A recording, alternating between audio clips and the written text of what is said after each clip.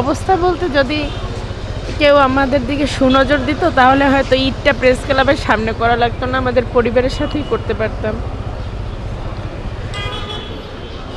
পরিবার থেকে আলাদা ঈদ করার কষ্ট, রাস্তায় বসে থাকার কষ্ট, এটা আসলে যারা এটা না করছে তারা আসলে বুঝতে পারবে না এটা কতটা কষ্টদায়ক। পরিবার ছাড়া কি এটা কি প্রথমেই?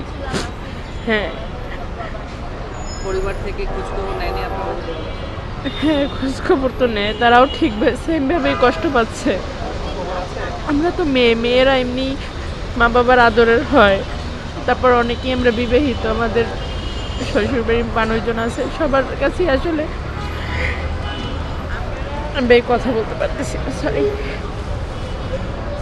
একটু জানতে চাচ্ছিলাম আপনাদের কাছ থেকে যে এখন পর্যন্ত কোনো পদক্ষেপ নেওয়া হয়েছিল?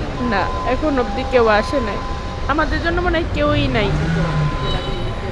কেউ থাকলে কেউ না কেউ তো আসতো, যে এতগুলো মেয়ে রাস্তায় পড়ে এইভাবে কষ্ট করতেছে, বৃষ্টিতে ভিজে রোদে পড়ে, বা এই যে পুলিশের সাথে যেটা হইলো 1 তারিখে, তারপরও তো কেউ খোঁজ খবর নেয় নাই, অথবা আমাদের এই যে কষ্টটা, এই হাহাকারটা কারো কান অব্দি হয়তো পৌঁছাই নাই।